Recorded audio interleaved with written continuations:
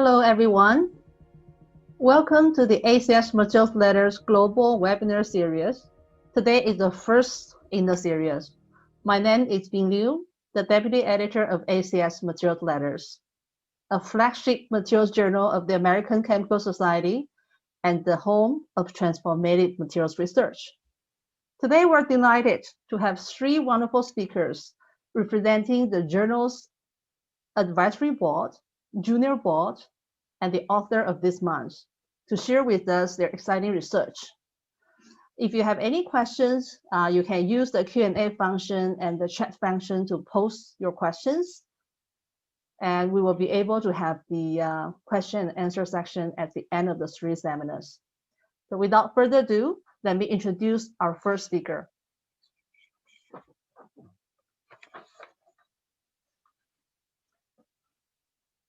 Our first speaker today is Professor Chad Mckee, who represents the editorial advisory board member of ACS Materials Letters. And Chad is the director of the International Institute of Nanotechnology at Northwestern University. He is a world-renowned chemist and nanoscientist who is known for his many discoveries such as spherical nucleic acid, big pen nanolithography, on-wire lithography and coaxial lithography, and contributions to supramolecular chemistry and nanoparticle technology.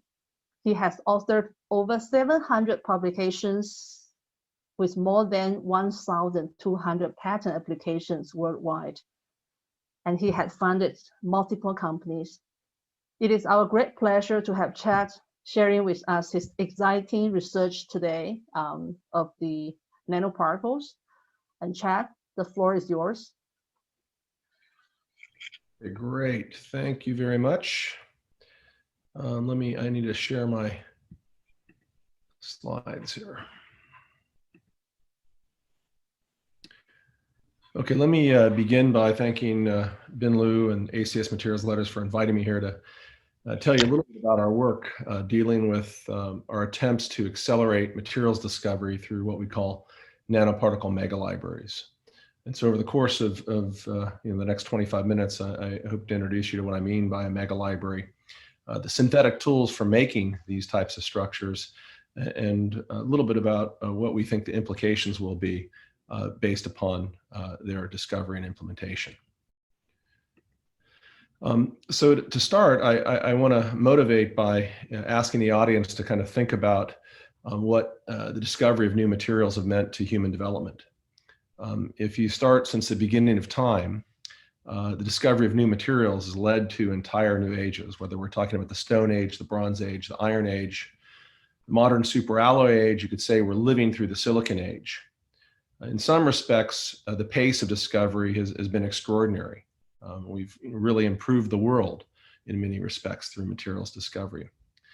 But if you ask yourself how many new materials have been discovered, inorganic materials, and characterized to date, when we're talking about solid state structures, it's a relatively small number, especially when you consider the extraordinary number of possibilities just by looking at the combination of elements in the periodic table. When you take into account that a structure at a fixed composition is different depending upon size and shape on the nanoscale, the numbers are really quite intimidating. And so what you conclude from this is that we're not that good at doing this, and that if we want to make a difference, we better get better, and we better come up with a faster way of doing it. And that screams for high throughput discovery. And people have talked about high throughput materials discovery in the past, typically on the macro scale. But there's some major advantages when you can move to the nanoscale. One is the ability to access materials that matter. As I said, at a fixed composition, a material can have a different property depending upon size and even shape. But the other is just opportunity. When you go small, you have the ability to pack in more features per unit area. And so I'm going to tell you about tools that we've developed that allow you to make what we call mega libraries. A mega library has at least 1 million features, sometimes many billions of features. And if you ask the significance of that, if you were to do this on the macro scale, these libraries would not be practical. They'd be the size of a football field. Okay, so going small gives you two advantages. In addition, the type of library I'm going to talk about rivals and in fact dramatically exceeds what's even possible on the life sciences side of things, where we know high throughput discovery has been really important in terms of identifying new drug candidates and understanding oligonucleotide and peptide type interactions with chemical systems.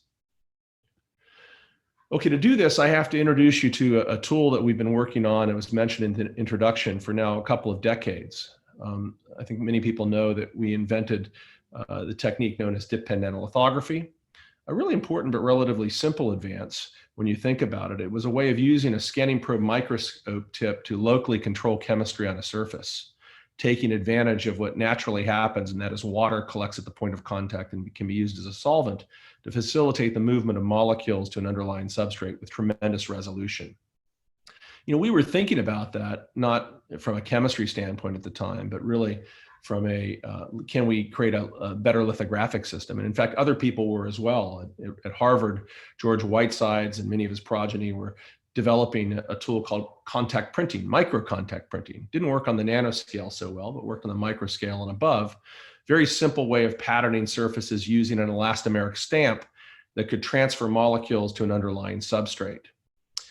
So these two techniques were developed for quite some time, and then we got the idea, wouldn't it be great if we could take the best of both worlds? If we could take the advantages, the high throughput characteristics of contact printing and the high resolution and precision of dip pen and combine them into a tool that capitalized on all the strengths, but in the process eliminated many of the weaknesses.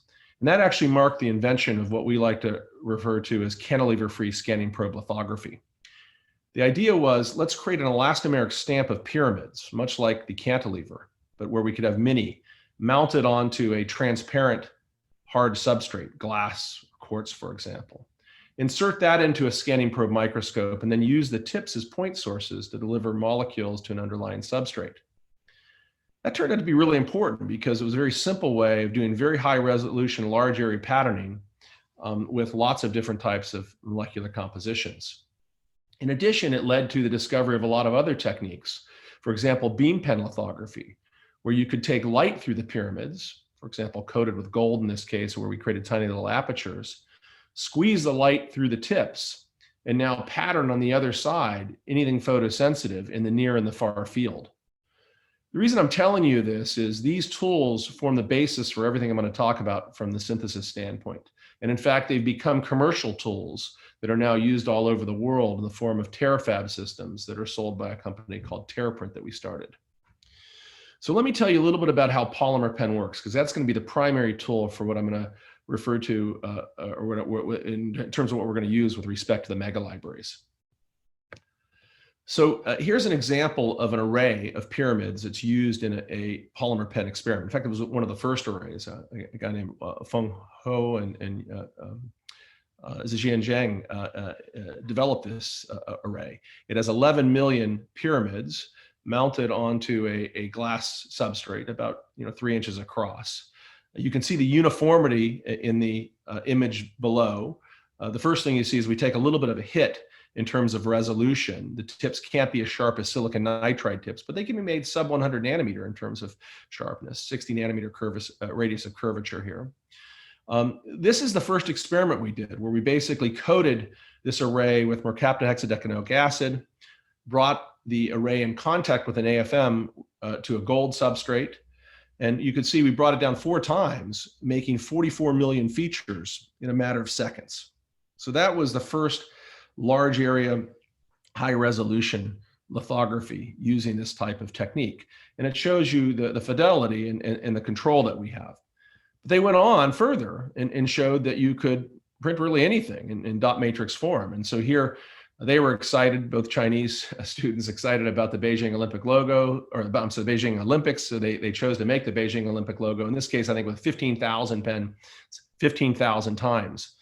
What's amazing about this is, first of all, the quality. This is literally like the second experiment ever done. So it shows you, how transformative this is in terms of a tool. And we weren't struggling to get these types of results. But the other thing is, the runner in this case was made at 600 nanometer resolution. and the letters and the Olympic rings were made at 90 nanometer resolution. And that was an amazing observation, at least from my perspective, because with dip pen, you either make things really, really small with sharp tips, or you make larger features with blunt tips. It's very difficult to go back and forth, but this tool allowed them to do that. And the reason it did is they recognized that there was a characteristic that was very different than dip pen about this, and that was it was susceptible or dependent upon contact force, feature size dependent upon contact force. If you look on the left, a normal dip pen experiment controls size with diffusion. The longer you keep the tip in contact, the bigger the feature you get. That's true here too as well.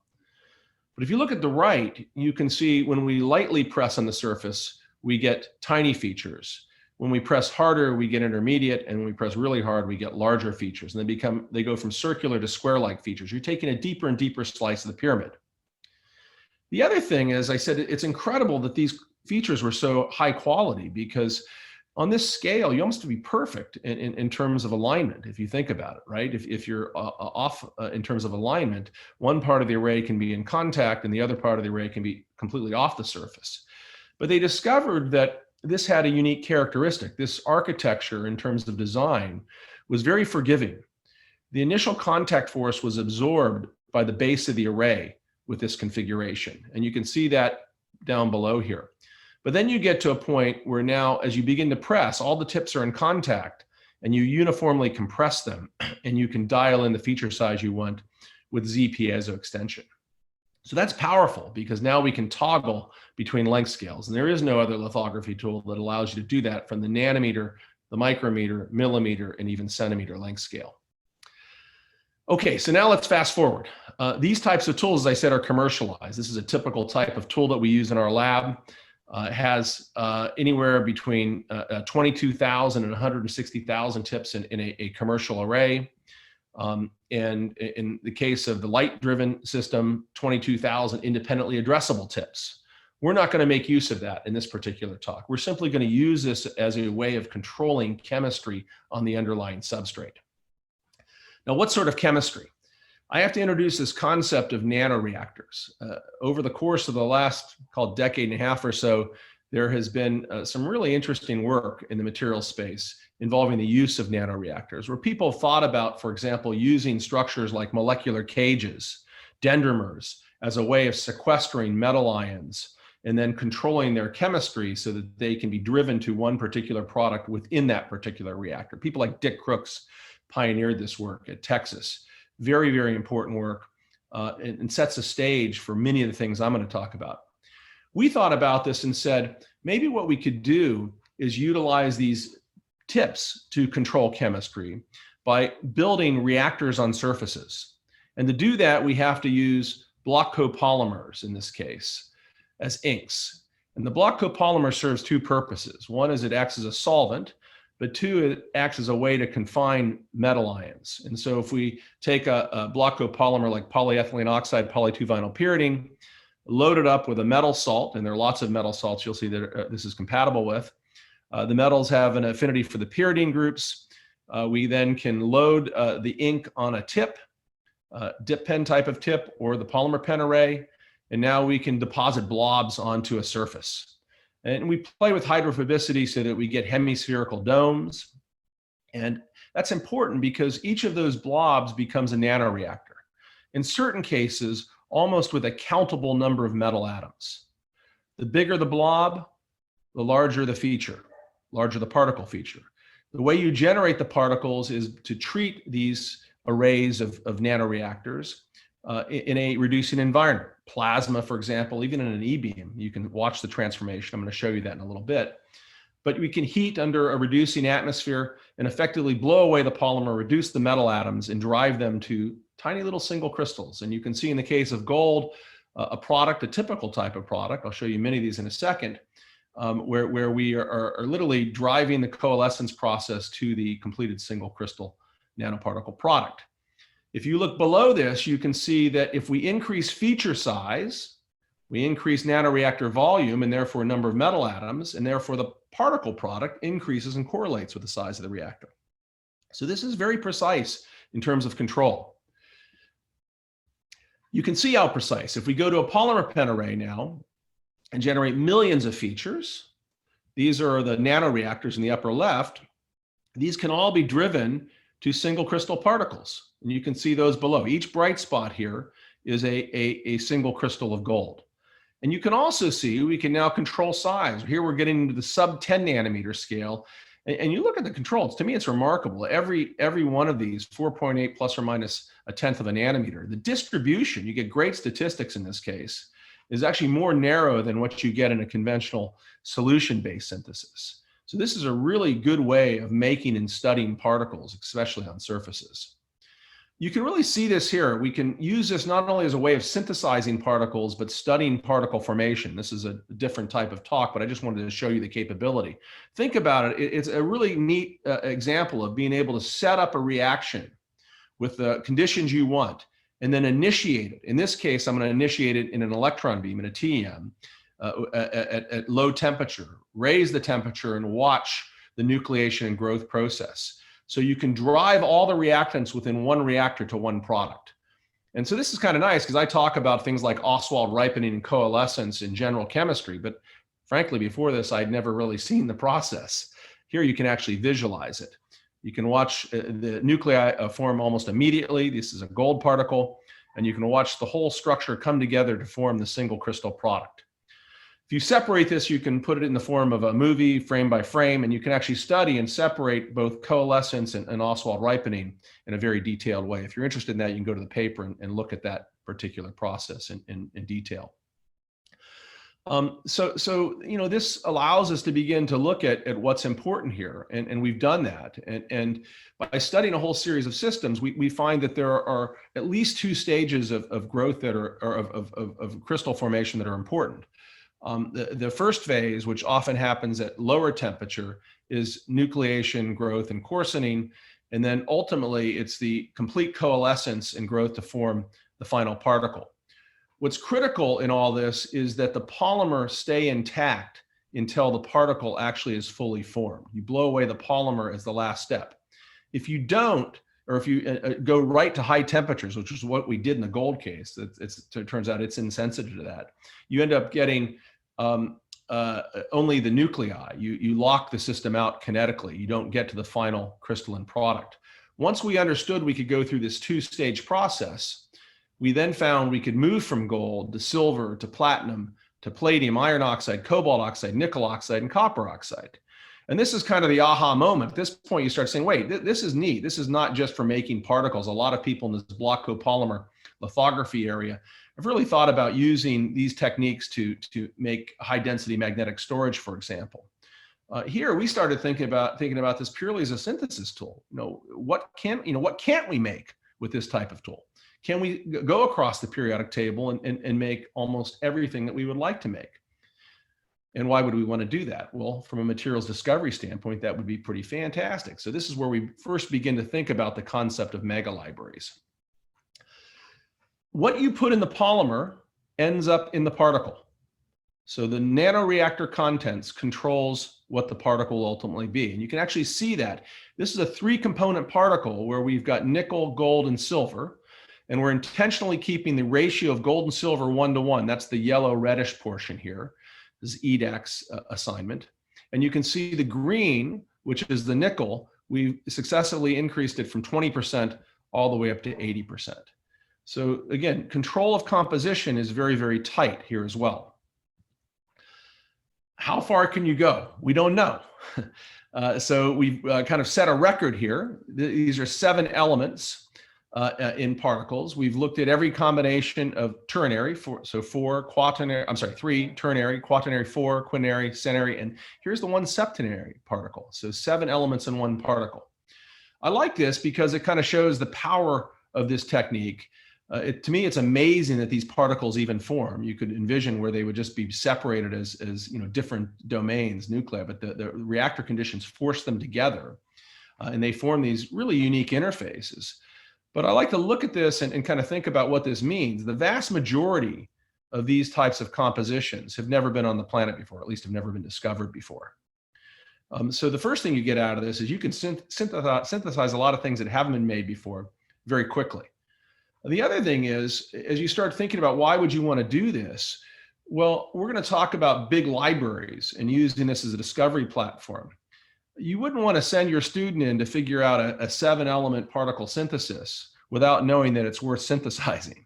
So that's the really important thing here, because you could take a lot of work to refine the conditions to get there. You want to find out what's worth synthesizing before you get there. The second thing you get from this is that when you have a library, you can begin to learn things about phase formation and what's favored. And so one of the things we got out of this initial work were design rules for engineering polyelemental heterostructured nanoparticles. And here are just a few of the examples I wanted to share with you. I mean, you might ask, what is ultimately favored with these types of systems? Well, as you begin to look at the hierarchy of the library, you find out that for a polyelemental nanoparticle, the number of possible interfaces is always between n-1 and n times n-1 divided by 2. So you can understand that if you have a 2-phase particle, you can only have one interface. 2 minus 1 is 1, right? But if you have a 3-phase particle, you could have a 2-interface system like this striped particle, or a 3-interface system like this pie-shaped particle. If you have 4 phases, you can have 3 interfaces, 4 interfaces, 5 interfaces, and 6 interfaces. And we actually see every one of those in these libraries. Then you ask, which ones are favored? So for example, if I've got the pie shape versus the stripe, well, it comes down to interfacial energies and the choice of compositions. You can actually computationally predict that. As you begin to inspect the library, you find that biphase structures alone cannot be used to predict triphase structures, but interfaces not observed in triphase nanoparticles never exist in multiphase nanoparticles. So a lot of the action in terms of chemistry and even the physical properties are based upon the types of interfaces that are formed. And so this is a first glimpse at what you get by looking at these types of libraries systematically. Okay, how far can you go? So what are the parameters that matter? We've talked about structure, we've talked about composition. What about size? We've talked a little bit about size. How small can we go? A lot of people, for example, in the catalysis arena would like to really make tiny particles. Can we get to single atoms? Conceptually you can, if you keep diluting out the metal ion content and the size of making the size of the reactor smaller and smaller. In principle, you can get down to a single atom per reactor. Is that possible? We don't know yet, but we do know that the smaller you go, the more variable things become. And so you have to begin to change the way you design the system. And that's what I love about this from a chemistry standpoint. There are a lot of design parameters. And I've talked mostly about the metal salts, but what about the polymer itself? So if you simply just dilute out, you get to a very stochastic type of situation where you have highly variable compositions, where you get to really tiny particles, highly variable results. But ultimately what you'd like to do is to have one polymer per reactor and control the number of metal atoms in that reactor. That's where this is all headed. One attempt to begin to do that is to go use end capping in polymer synthesis. In this case, capping with a porphyrin, where each strand can only have a single metal atom. And that gives you tighter control over the composition of each reactor, especially when you make the reactors really, really tiny. Great thing about porphyrin type chemistry is I can load it up with lots of different types of metals, platinum, copper, and nickel being examples. Well, here's how it works. So if I take a reactor or make a reactor out of these types of systems, in this case, these are for making platinum particles, you can see I can dial down the size down to really tiny levels. In this case, reactors with diameters less than 20 nanometers. And now I'm beginning to make particles less than 1 nanometer in size. And I can dial in size on that scale very, very precisely. We're getting down to literally yoctoliters and zeptoliters of volume when we talk about this, if you're wondering about how small this is. So the lithography is really quite critical in this case, along with the design of the polymer. And here we now can begin to mix and match polymers. We can take end caps where we've got platinum, platinum and nickel, platinum, copper and nickel, begin to mix them to control not only the size of the particle, but also the composition of the particle. So all of this is scalable as well. Okay, that's synthesis. I haven't told you about mega libraries yet. How do we actually get there? Well, we'd like to be able to learn how to use this for high throughput discovery. We've got everything positionally encoded. We control that in the lithography. We control size, composition, and structure. Can we begin to use these massive libraries that are possible to begin to look for new catalysts, to look for new materials that have unusual properties that open up new opportunities in many areas? How would you think about doing that? Well, you have to be able to control the composition, and we can do that by using spray techniques where we load up the arrays with different polymers and create gradients on the array, flip them around, and now use the polymer pen lithography to begin to place nanoreactors that have been designed to systematically vary in composition across the array. So that's great. That gives us compositional control. If we tilt the array, we can also control size, and I'll come back to that in a second. So now you ask, can I begin to use these types of techniques to discover new catalysts? Can I design new catalysts? There's both a design and discovery element here, and we took on the first challenge with this experiment.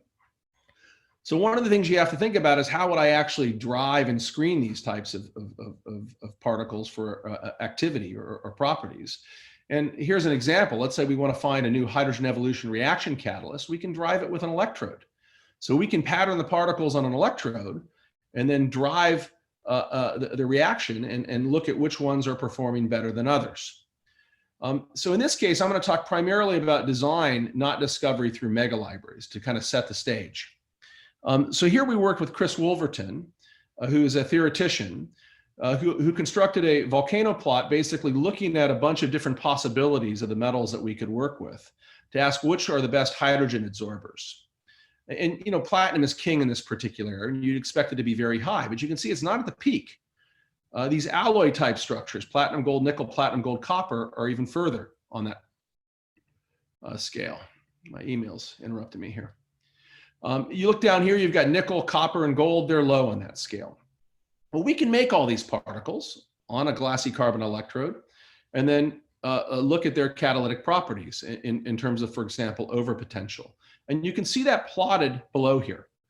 And what we're doing is we're referencing against platinum. So we'd like the bar here to be as low as possible. And so you can see platinum copper's lousy, platinum nickel's lousy, platinum gold's lousy. This was a shocker. He said this was going to be great. Platinum gold nickel, not so good. Platinum gold copper is actually fantastic. On a per platinum basis, a record, at least at the time.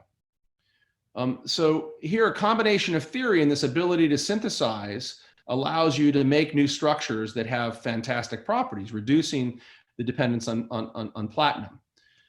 The other neat thing about this is you know where the particles are before, during, and after the reaction. And so we were curious, why was he wrong? The platinum gold nickel was bad, but the platinum gold copper was good. Well, the reason is he had modeled it as an alloy. That's what we asked him to do. But if you look at this material, you can see the platinum gold copper, in fact, is an alloy, whereas you get phase segregation with the platinum gold nickel. The nickel phase segregates. So this is really a platinum gold particle, which is not good as a catalyst, and a nickel a catalyst, which is also not good as a catalyst. So the information you get from these types of systems is also pretty nice in terms of understanding what's going on. It's not just a black box. Okay. Can we build mega libraries? The answer is yes. We have to have a way of screening them, and we've started to develop new ways of doing that. Here we're working with the Air Force, and we asked the question, could we discover new catalysts that would affect the formation of single-walled carbon nanotubes? They have great Raman signatures. So there's a system they have at the Air Force in Benji Narayama's lab where you effectively can look at catalysts on pillars under controlled conditions and use Raman spectroscopy to probe the rate of product formation, in this case, single-walled carbon nanotubes. We can pattern on these pillars, control both composition and feature size, build a library, in this case, had 1 million different features designed to systematically vary in size and composition, and then we can screen them using this Raman technique. And this is kind of neat. Here you can look at the Raman signature as a function of gold-copper composition. So those are the two elements we were looking at in this case. And you can see a nice global maximum here. And that was a discovery of a gold-3 copper catalyst that had never been known to be a single-walled carbon nanotube catalyst. And in fact, it's the best in this whole series of 1 million different possibilities. So this is exciting. We're beginning to use this now to identify new catalysts that nobody had discovered before. And I think the opportunities are almost endless. And I just want to kind of finish to kind of tease you a little bit.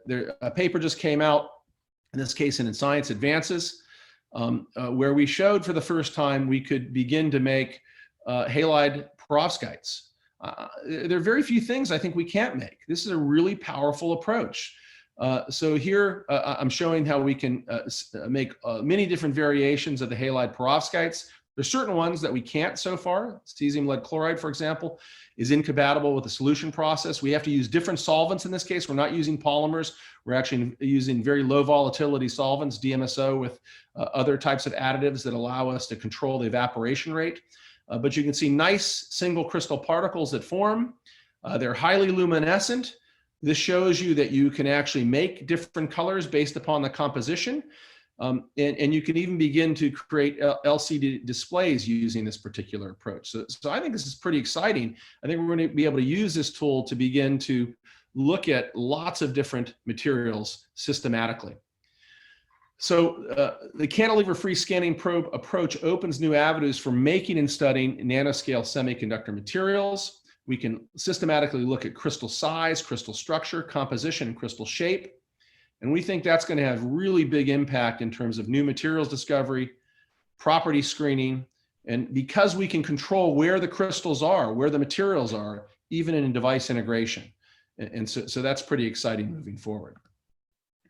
So I just want to finish with one last thought, and that is, we started out, and this is why I think in science you just keep going, right, and keep asking more and more questions, trying to develop writing and printing tools. And I think in the end, we've discovered and developed one of the best synthesis tools on the planet. I told the students the other day in group meeting, if you think about it, I think we've made more inorganic materials, new inorganic materials, than anybody since the existence of time. That's a kind of a profound observation. What comes of it, we'll see. But I'm pretty excited because I think we can begin to use this tool to really map lots of different types of compositional and size spaces to find winners and separate them from losers, and not spend our time in the losers and focus on the things worth focusing on.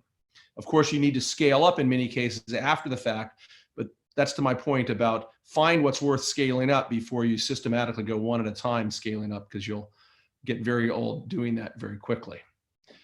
I'll finish by acknowledging the folks that did the work. I mentioned many of them throughout the talk.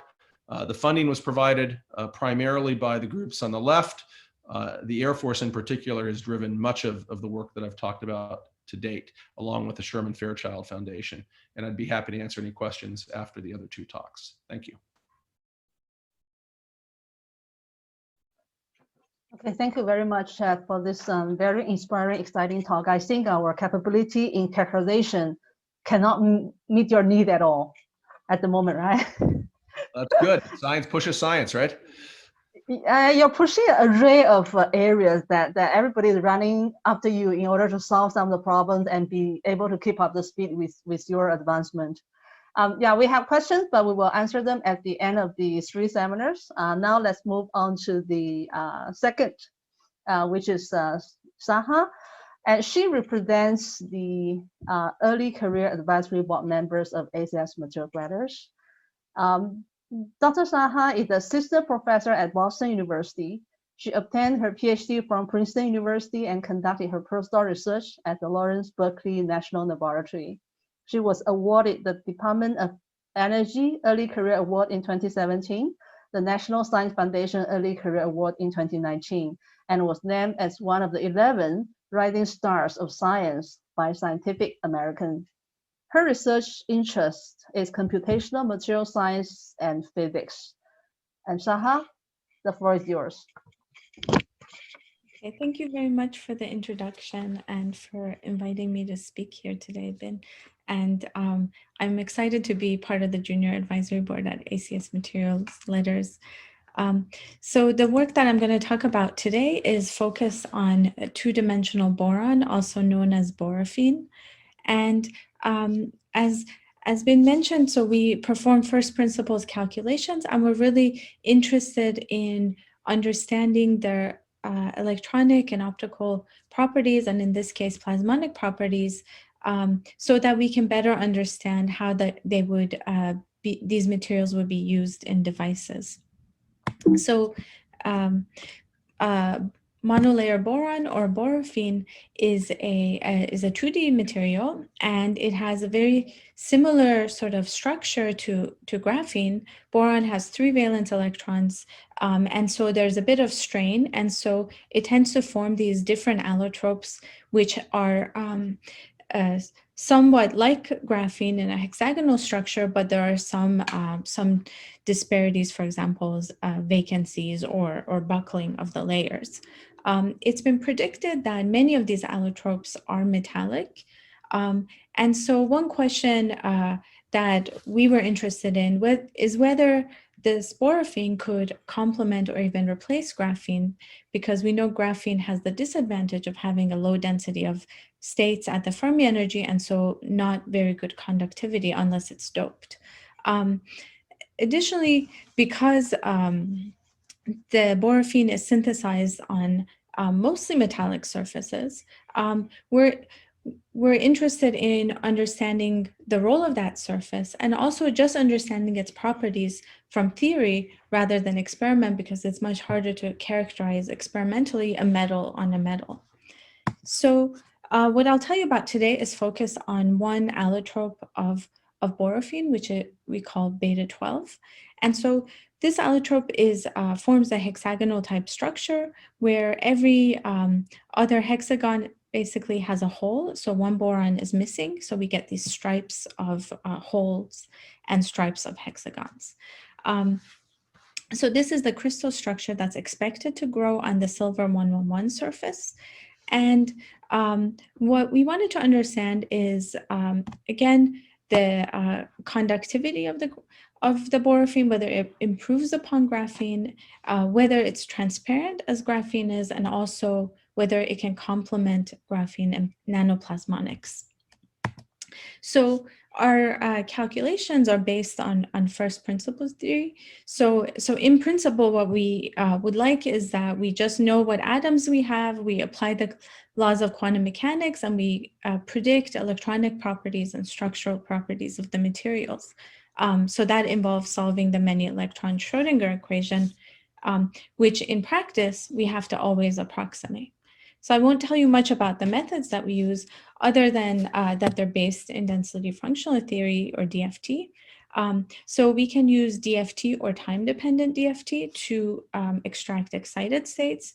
And we also, in my group, apply many body perturbation theory within the GW and BSC approximation to provide more accurate electron-electron interactions.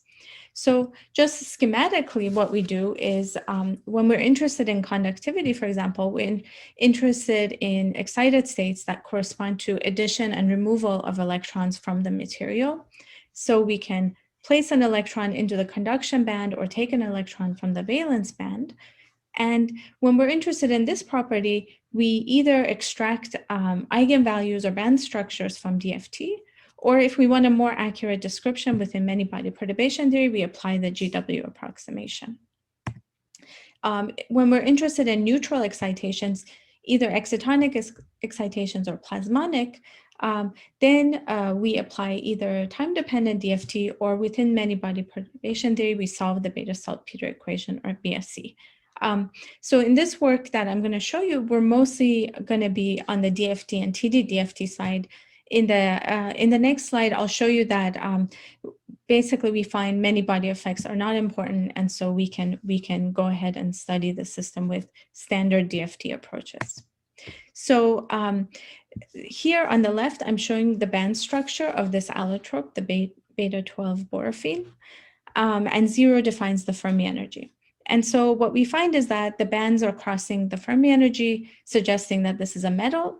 And there's a significant amount of crossing, suggesting that this will be a high density of states there will be high density of states at the Fermi energy. And what we find when we compare DFT and GW is that they actually agree very well. And so many body effects are quite small. On the right here, I'm showing the linear response calculated absorbance within the random phase approximation. And what we find is that absorbance is very weak. it's less than 1% in the visible region. So that's similar to what we find for graphene. And again, we find, I'm not showing it here, but we find that many body effects are small, excitonic effects are small, and so TDDFT is a good enough approximation. We take the dielectric function calculated here, and we can put it into a model of transparency, and we find that the borofene is 99% transparent in this visible region. So it doesn't reflect, it absorbs 1%, and it 99% of the light is goes straight through the borofene. So in order to, so here what we find is that this material could potentially be better than graphene because of this high density of states at the Fermi energy. But in order to understand conductivity, we need to understand carrier scattering or electron scattering. So we looked at electron-phonon coupling. And what we found is that the electron-phonon coupling is about an order of magnitude greater than graphene. So what that means is that what we basically, if we consider the scattering of electrons by phonons as a dominant mechanism to inhibit conductivity, for the borofene we'll have a much higher scattering, and so a lower conductivity relative to graphene. And that's basically what we find. So here in the left, I'm showing you the electron-phonon coupling at 10K or 300K. Again, DFT versus GW doesn't give us much difference. Many body effects are small. And what we find is that these couplings near the Fermi energy can be on the order of 100 MeV even at 10 Kelvin, and a few hundred MeV at 300 Kelvin. And this is consistent with other computational studies of superconductivity in these materials. So we take this electron-phonon scattering and we apply a Boltzmann equation for conductivity, assuming that the scattering is dominated by phonons, and we compare it to graphene. So what we find is that these phonon interactions result in a very short relaxation time for carriers and borofenes of 4 femtoseconds compared to 650 femtoseconds for graphene.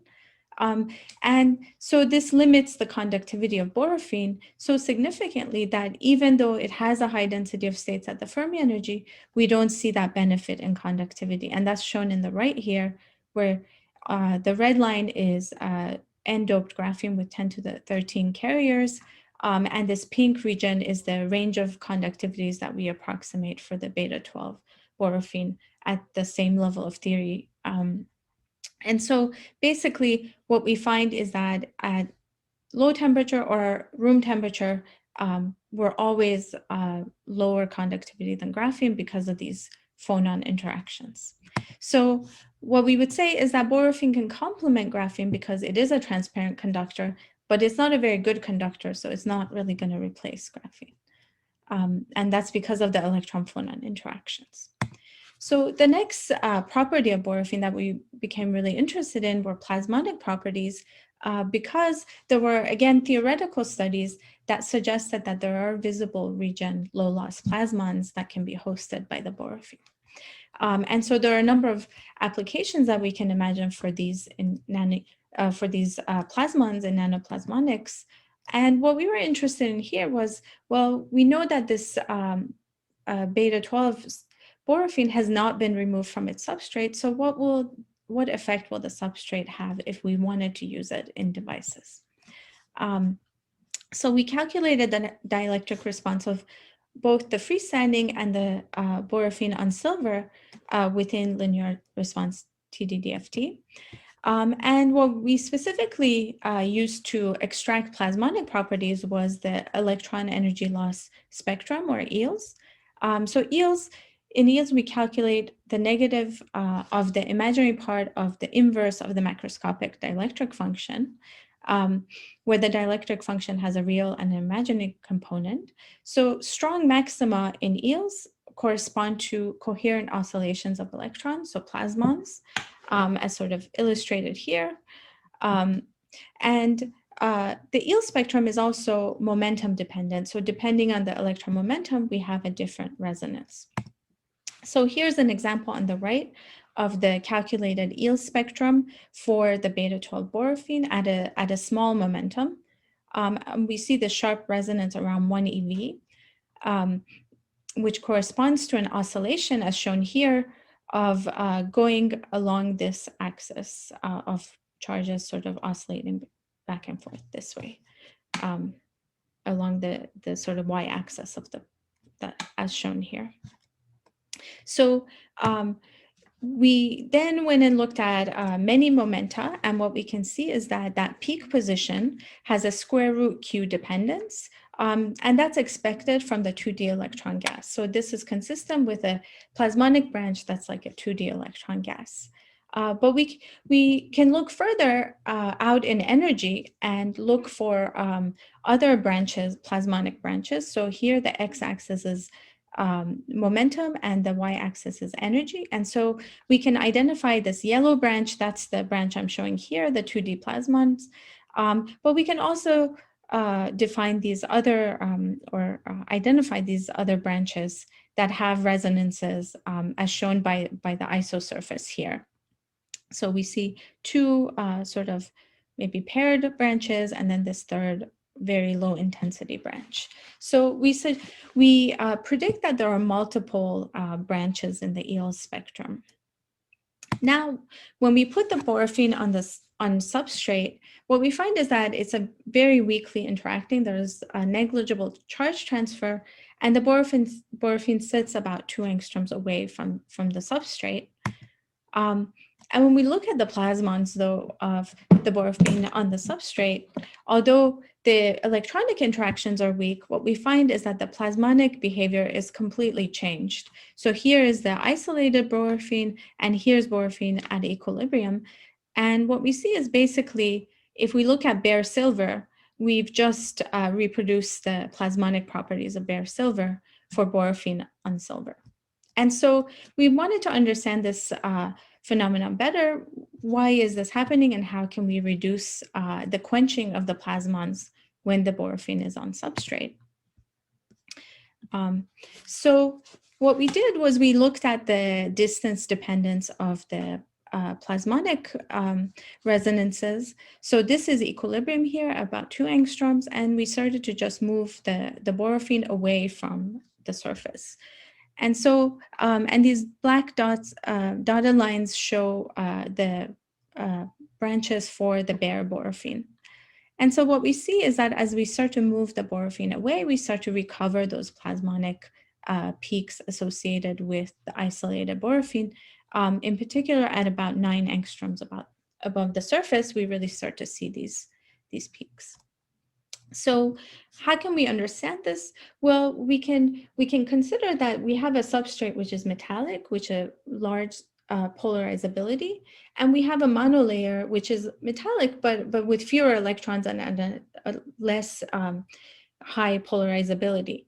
And so when we have a plasmon excited in the borofene, the induced density interacts with that of the substrate coulombically, and the substrate will dominate. But if we start to take these farther and farther away, then we start to recover that property of that bare monolayer. And so we developed a coupled induced density model to describe this behavior, which I think I don't have a lot of time to go through, so I'm just going to say that essentially we treat the monolayer and the substrate as independent, and then they are coupled through a Coulomb operator. And what we can do is we can develop a model, find one fitting parameter, fit it to our calculated data, and then we can reproduce the polarizability of the coupled system, the monolayer with the substrate, and it depends on momentum, and it also depends on distance. So we went and took that fit data, and we looked at different substrates where we keep delta and chi2d as we had in the last for silver 111, and we just vary the substrate polarizability. And basically what we find is that, so here this shaded line are the substrate, and gray line is the isolated borofene, and these colored lines are borofene on substrate within this coupled mode model. And basically what we find is that when the polarizability, when the plasmonic resonance of the metal is far away energetically from that of borofene, we get stronger peaks. When it's closer, like such as titanium nitride, we get weaker peaks. And we can quantify that with a Q factor, and we basically see that titanium nitride gives us the worst quenching of plasmons, and aluminum gives us the best, where the plasmonic resonance of the metal are farther away from that of the borofene energetically. So what we would say is that the substrate response frequency is a design parameter for these plasmonic materials on the substrate. And so I'll leave my conclusions there, but before I stop, I just want to acknowledge my former postdoc Mila and my current student Anubhav Haldar, who did calculations, and our longtime collaborator Pierre Darance, who we work with through the CNM user program at Argonne, and Chris Cortez, who developed the coupled induced density model, and my funding from DOE. And thank you for your attention. And sorry I went late. It's okay, Sanhawi. Thank you very much for a very interesting talk. I think now it's a good time to move to the last speaker, which is Alexandra. And she represents the authors of our October 2020 issue. And Dr. Alexandra is Associate Professor at the Institute of Nanotechnology and Materials Engineering, Gdańsk University of Technology, Poland. Her expertise includes physics and chemistry of ceramics, especially iron and mixed ion electron conducting materials. She's interested in the study of small properties, electrochemical and transport properties of materials. Please join me to welcome Alexandra.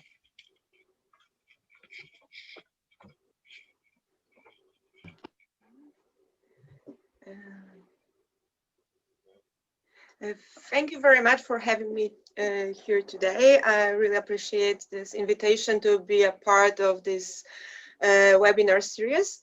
As our chairman introduced me, my name is Alexandra Milewczyk-Gryn, and I'm representing the group of Professor Gazda, which is working on Gdańsk University of Technology. And our research is mainly focusing on protons in solids, and this is our group, Protons in Solids research group. And today I would like to introduce you to our study, which is our introduction to a novel class of proton conducting oxides, high entropy oxides. So as a start, I would like to introduce you generally to high entropy compounds.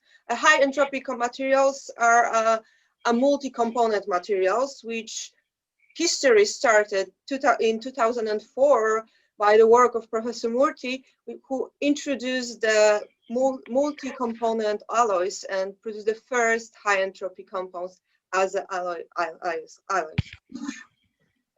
Recently, some new works appeared, including works around 2015 of Professor Rest, including oxides with the rock solid structure, and later in 2018, works of Professor Luo, who introduced for the first time high entropy oxides, which can, in principle, conduct ions. So what we are interested in is to choose a matrix, which will be our Beijing system, which will be modified by introducing multiple cations in one of the sublattice to change the properties of the material. So our matrix that was chosen as a starting material for this project was barium zirconate. Why barium zirconate? First of all, barium zirconate is a well-known proton conductor with a simple cubic structure. Therefore, we decided that using simple cubic structure will be the easiest way to introduce multiple cations into one of the sublattices and then observe how the conductivity and other properties of this system changes. So in our case, proton conductors are the solid state proton conductors. We know that in the case of this type of materials that are conducting hydrogen ions, the hydrogen conduction occurs by the transfer of the hydrogen from one oxygen ion to another. So in principle, the interaction between these two atoms, so oxygen ion and proton, are the most important for the proton conductivity. But we also know that interaction with the other sublattices and cation sublattices in the compound can affect the proton transfer. So in principle, adding multiple cations under the one of the sublattices of barium zirconate should change in a way the properties of the system. So for a starting material for this project, we choose 4 different compositions. 2 of them were consisted of 7 cations and 2 of them were consisted of 5 cations. For 5 cations, the for the 5 cations high entropy oxide, the configurational entropy should be equal more or less 1.69 R, and for 7 it will be even higher. So what we wanted to achieve is to elevate configurational entropy of our compounds to the point that this compound will be stabilized as a solid, as a one structure. We don't want to achieve separate perovskite. We want to get a single perovskite structure of barium zirconate, but instead of using only 1 or 2 as a classic for doping for barium zirconate, but even 5 or 7 cations under zirconium sublattice. So to check if this in fact happened, we run the X-ray diffraction data, that is measurements, which data is presented on this slide. And what you can see, we achieved for the resolution of the X-ray diffraction pure single perovskites for all 4 compositions, which all share barium zirconate structure.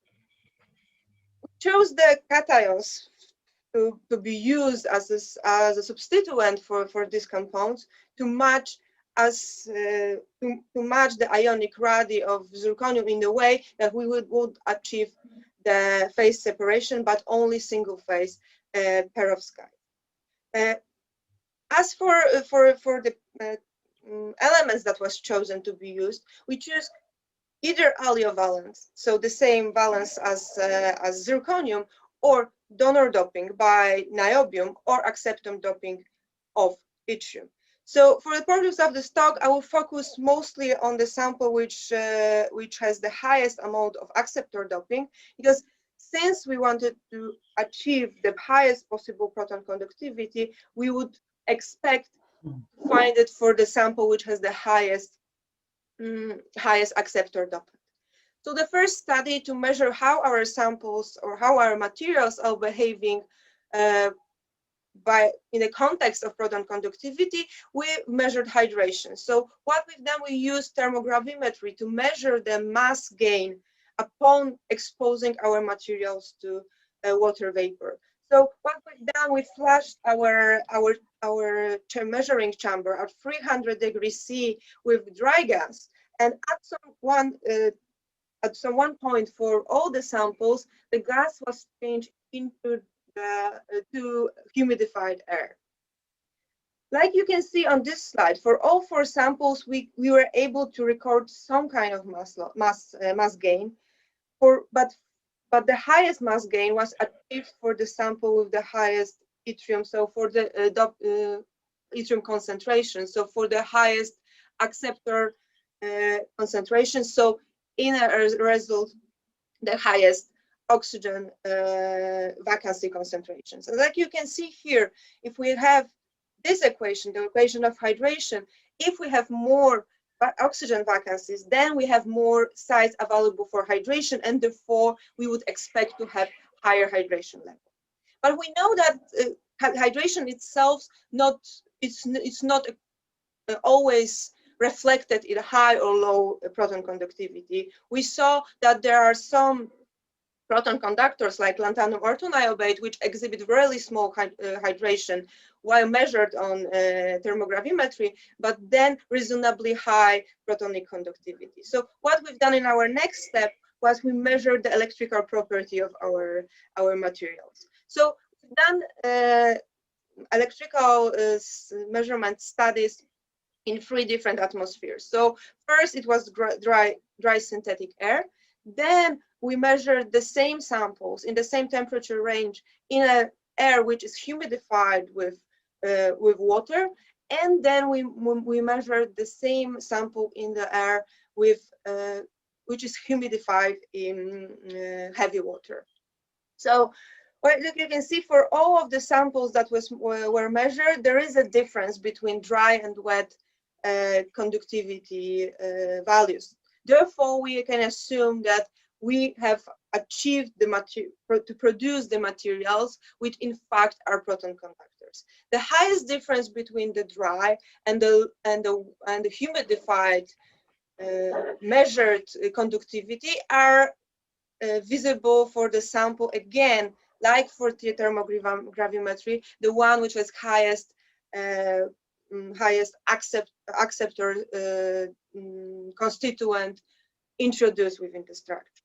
But the difference between dry and wet measured conductivity is not only only clue that we can use to determine if we have in fact proton conductivity. Therefore, what we calculated is the ratio between conductivity in humidified air, but humidified by regular water, and conductivity which is measured in an air which is humidified by heavy water.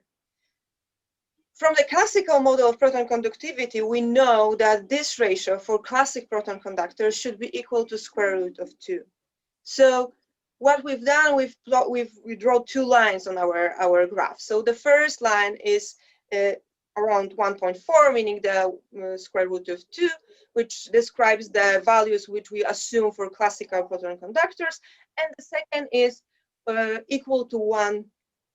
Line which is equal to 1, which give us information that there is no proton conductivity in given compound at given temperatures. So what we can see here is that for all the compounds there is a temperature range in which this value of the ratio between the sigma H2O and sigma D2O is equal to square root of 2. Therefore, for all these compositions, we can say that at some certain ranges of temperature, what we can see is the predominance of proton conductivity. Of course, for this type of compounds, which are multi-constituent, and each of the constituent element are introducing some kind of change in the proton or in the conductivity of both oxygen ions, protons, and electrons. We cannot say, we cannot exclude any of these types of this conductivity, any temperatures. But what we have to take into consideration is that for sure, for the compounds that we synthesize, there is a protonic conductivity appearing in these systems. So, of course, this study has to be prolonged to get another details about all this conductivity data, about the thermogravimetry data and the energetics of particular processes. But we can see now that for sure the disorder that is introduced into the sample and the changing in the conformational entropy influences the properties of the system. But still, these systems are proton conductors. So to conclude, what I want to share with you, the final thought from this talk that I want you to take with you is that that high entropy oxides can be proton conductors, and we are sure that introducing multiple cations into this particular sublattices changes the conductivity, changes the nature of conductivity, and by carefully designing these types of materials, we can either elevate the protonic conductivity, and for the well-recognized proton conductors, we can introduce other effects that can be helpful from the point of view of applications. As the further studies which I mentioned, that this is only a start of this project. We started this actually officially this month. We will be testing another compositions For now, the pure phase compositions were synthesized up to 10 cations under B sublattice, so zirconium sublattice. So it's quite a complex system.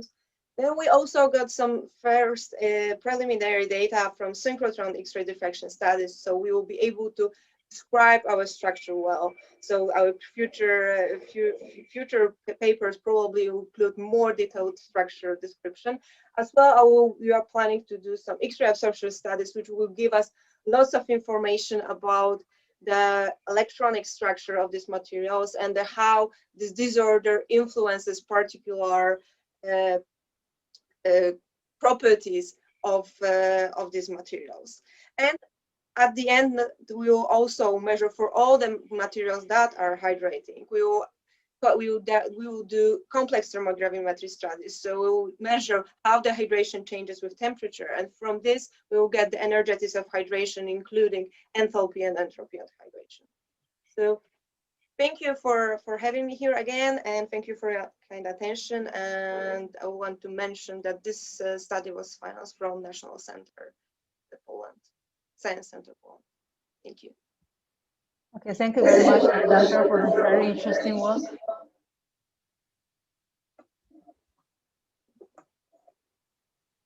All right, 3 speakers, may I now invite you actually to switch on your video, and we will have the Q&A section.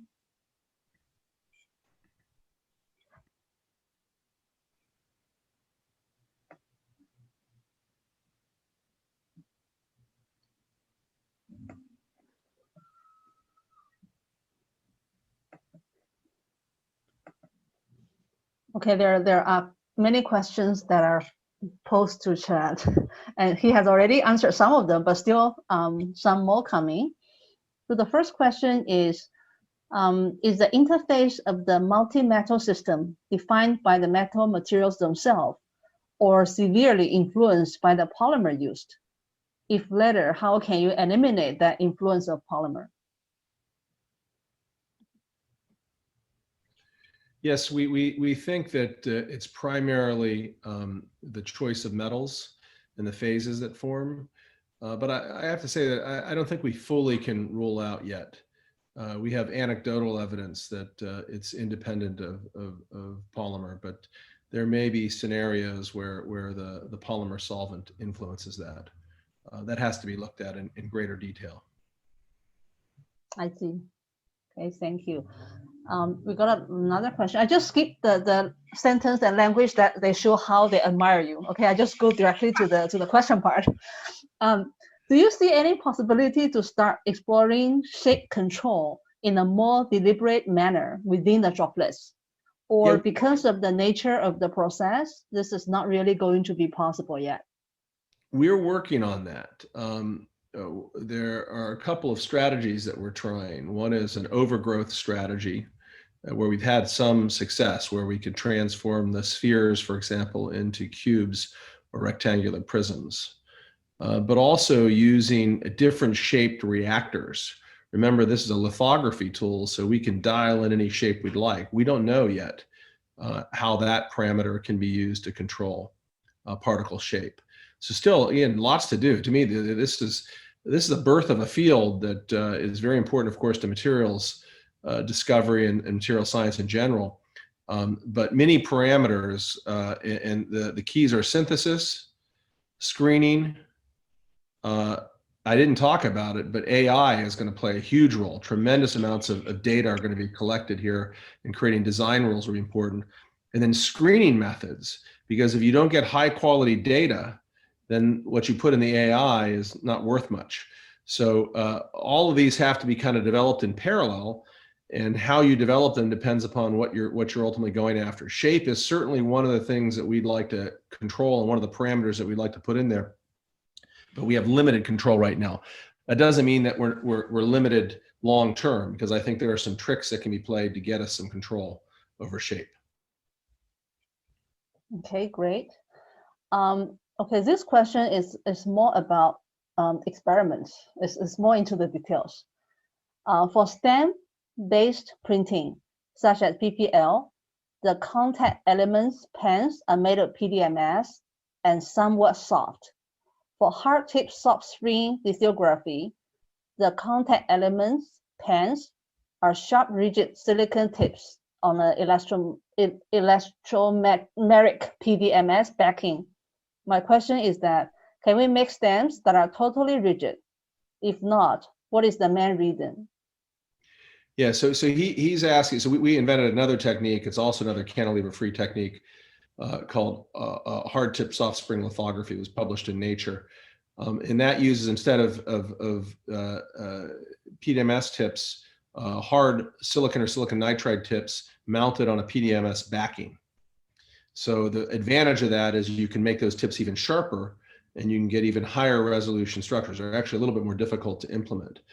But they're right in asking that question, because that can improve resolution. And we actually do use those types of techniques. We use all sorts of protocols to control the stiffness, for example, the PDMS, which allows you to create sharper and sharper tools, get higher resolution and greater control over the nanoreactor formation. So again, they're thinking about this the right way. Lots of different things that you can do with the lithography to control the synthesis, and all of those are being explored, not just by us, but by many others. These instruments now are all over the world. Okay, great. Let me move on to ask one question for Saka. I think the molecule that you showed today is a boron kind of how to say, it's similar to the graphene, but then you have the boron elements into this material, right? And because you're doing modeling, I'm just curious, like, do you design that molecule by computation and then you synthesize to validate the properties, or actually you're working with this molecule and trying to understand all the properties and use the computational tool to validate whether everything is really as you planned? So in this case, this is an interesting material because it was predicted long before it was synthesized, and so not by us but by others. People had looked at sort of different nano scale boron sort of shapes, and because boron is kind of interesting in that it's kind of a soft material, and so you can kind of shape it in different ways. And so this structure had already been looked at and predicted to be metallic. And then recently, in the paper that I showed in 2015, where the paper came out where they had actually synthesized it on silver. So for us in my group, we haven't looked at actually building the structure. So that was done by other theorists before us. But because experimentally they're not able to actually characterize the crystal structure, theory has had to do a lot to try and understand actually what is grown on what substrate. And that becomes pretty tricky because you can really, the energetics are so close between these allotropes that just a little error in your calculation can get you between one or the other. So that's been a real challenge for theorists for this particular material. I see. Yeah, thank you very much. Let me have a question for Alexandra. So I actually look at your figures, right? And I noticed that you are actually working on like materials with a lot of different metal composition, right? And then if I link your material with what I just saw from chat, I immediately become very nervous because he can produce 1 million this kind of compositions compound in a day. And yet many of us are still kind of probably spend a month doing this synthetic work in order to get a nice material with the composition, right? So what do you feel now?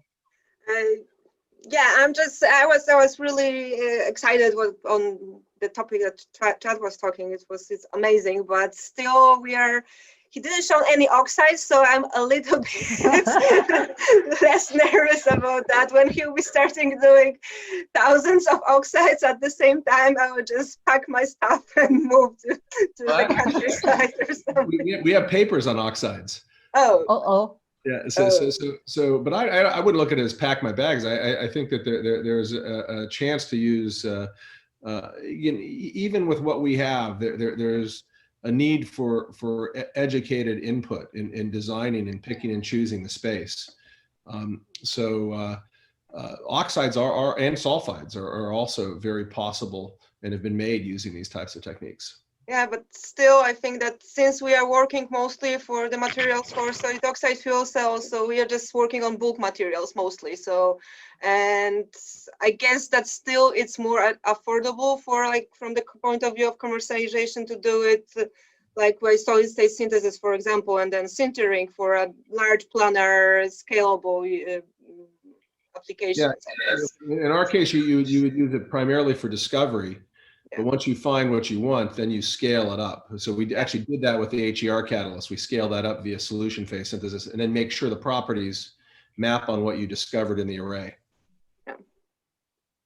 That's nice. But there is, like, the science is all about collaboration. So yeah, I guess that's the most important thing. Then immediately Chad will have millions of collaborators trying to kind of, you know, just scaling up each of the good things that he find out every day, right? Interesting. Alexandra, we got one more question for you. Is it possible to make a single crystal of Sgos? We didn't try that, but it's still behind our head. So I guess that this is another thing that we should and probably will try in the future, because we were mostly starting now to checking how to produce these materials with solid state synthesis for polycrystalline materials. But yeah, I guess this is something that should be tested. Oh, one more. Do you think this grain boundary will affect the properties of this solid state method? Yeah, I think so in a solid state, yeah, the grain size might be in a larger scale. Do you think these grain boundaries can have an effect on this property? Yeah, sure. The grain boundaries are generally a problem for all polycrystalline ionic conductors. But when we will go for the lower scale, we will go for nanos, then we will have more grain boundaries, so we'll have more problems with the grain boundary resistance.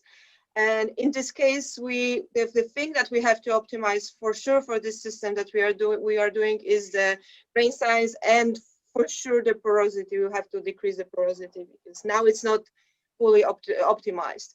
But we, of course, we are also afraid of doing some phase separation in the grain boundary regions, and this is something that we have to take into consideration with so many cations, because the more cations we have, there is the more room for some precipitation appearing at the grain boundaries and elevating grain boundary resistance.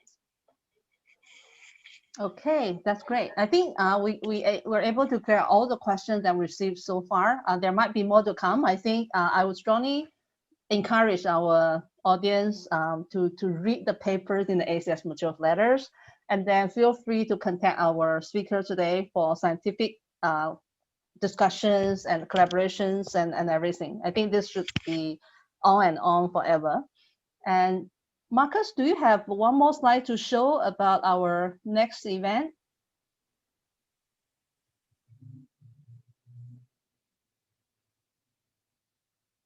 Okay, Alexandra, I've got one more question. I think this audience is very persistent. In general, Sgos exhibit density of around 75 to 80%. Can we incorporate inorganic and organic hybrids to fool the polycrystalline material as a single crystal? Oh, I never thought about that, so I just cannot answer this question, but it's a good question and I will for sure take it home with me and think about it. But generally the density is an issue, but now we are trying more and more, like some materials engineering ideas how to densify them. So I think we are on the good way. That's just doing that.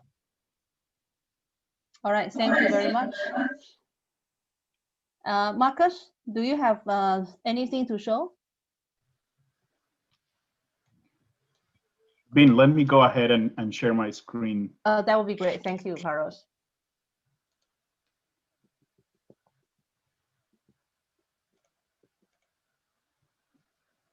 All right.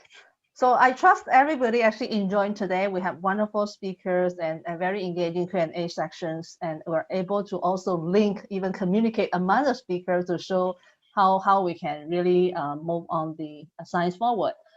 And our next event is scheduled on December 9th And again, we have another 3 very exciting junior, senior, a mixture of speakers. Jonan is from the editorial board, and Wolfgang is the junior board. And then Jean-Luc, he actually is the author of our paper, because his students actually left the laboratory so that he will come to do the presentation by himself. So that will be another wonderful event that I really personally look forward, and I trust that every one of you in the audience will be equally excited with me. So in the interest of time, I think today we will end the event by now. And I'm really, really grateful to all our 3 wonderful speakers for spending time with us. And I also thank every one of you for your great support to the American Chemical Society and ACS Materials Letters in particular. Have a very wonderful weekend.